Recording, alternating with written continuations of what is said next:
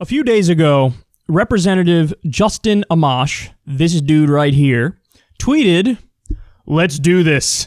And he shared a link to a website. Now, before I get into, the website, I find it hilarious that he tweeted, "Let's do this," as if anybody in the country was like, "Bro, should we do this?" And he's like, "Yeah, bro, let's do this." Nobody was asking. Nobody was like, "Are we going to do this?" Nobody asked that. So he says, "Let's do this," as if people are anxiously awaiting, and, political junkies are sitting at home like, "I wonder what Justin Amash will do in 2020. Nobody thought that. But anyway, when you click on the link, it goes to a website and it says this: "We're ready for something new, for a government that secures our rights, for equality before the law, for an end to cronyism, for a government that fulfills its purpose and recognizes its limits, for practical approaches based in humility and trust for the people, for an honest, principled president who will defend the Constitution and put individuals first." So he wants to run for president as a third-party candidate. I believe he's asking for the support of the Libertarian Party. The Libertarian Party is kind of split on whether or not to run Amash. If they run Amash, the upside is they'll probably get more votes than they would get with somebody who's not a sitting congressman. But the downside is there might be some trade-offs in that he might not be the purest of libertarians ideologically, so some people in the Libertarian Party might not like that. But what's interesting here is the reaction. Now, up front, I'll say, listen, he's not my cup of tea. I have a bunch of disagreements with him. But am I offended, outraged, against the idea of him running? Of course not. Of course not. The more candidates, the merrier, whether I agree or disagree with them. I think we should have ranked choice voting. I think that if Amash runs, he should be allowed on the debate stage, and he won't be. But I'm not mad at it. I think it's actually good the more voices we hear and the more different perspectives we have. But the conversation has gotten interesting because corporate Democrats immediately came out and were like, I can't believe he's giving Trump a second term. He's trying to help reelect Donald Trump. And I have to admit, when I read that, I was so confused. Because here's a guy who was a Republican congressman. He was a Republican until 2.5 minutes ago. And he just became an independent. And on policy, he's libertarian leaning. I would agree with him on issues like the NSA and the Patriot Act.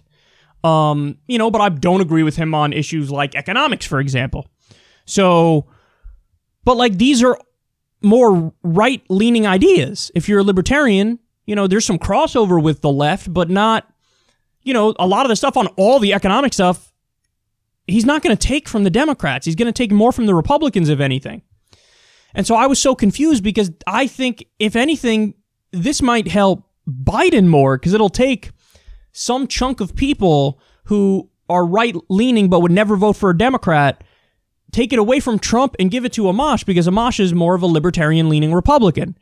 So I think that, if anything, it could help Biden. That was my first thought.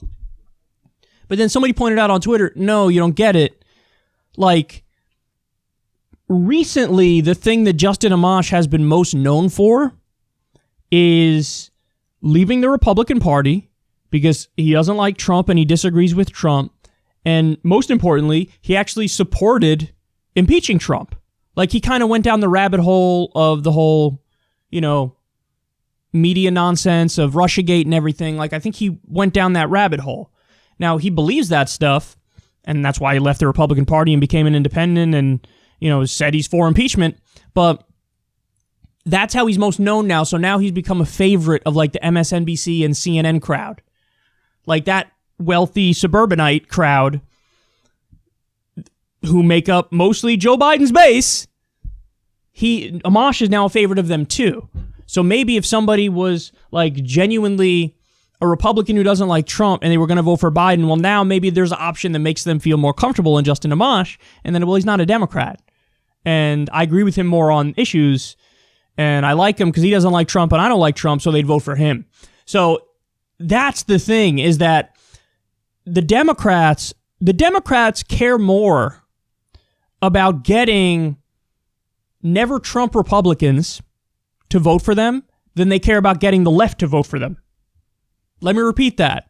The Democrats, Joe Biden cares more about getting never Trump Republicans to vote for him than he cares about getting the left to vote for him. So that's why they're mad. Because they're saying, like, here comes this guy who has the ability to get 2%, 3% of the never Trump Republican vote, and that's who we wanted. So that's why they're mad. So it goes to show you, it's almost like the Democrats who are mad about this are showing their hand too much and are like, yeah, I admit we're right-wingers. Oh, well, there it is. Well, there it is.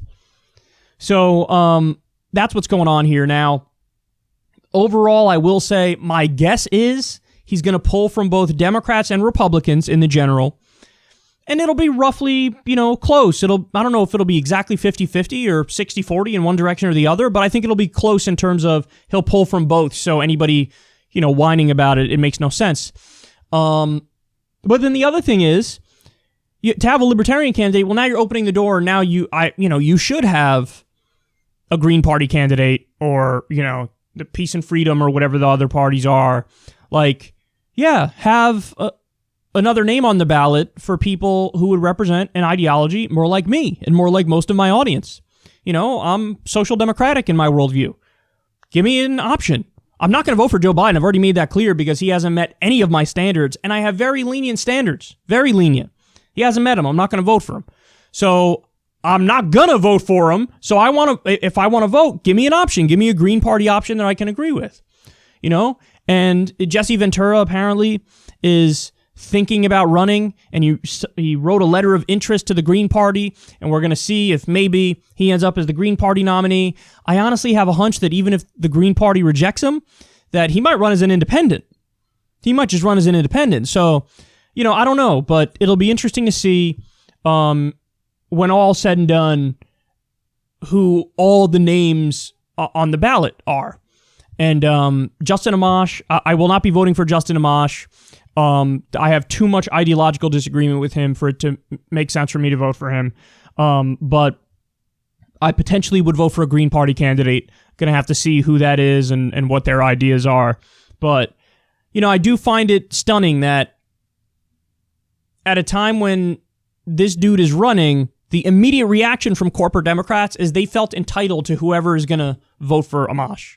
Like they felt like, no, we're trying to consolidate the anti-Trump vote.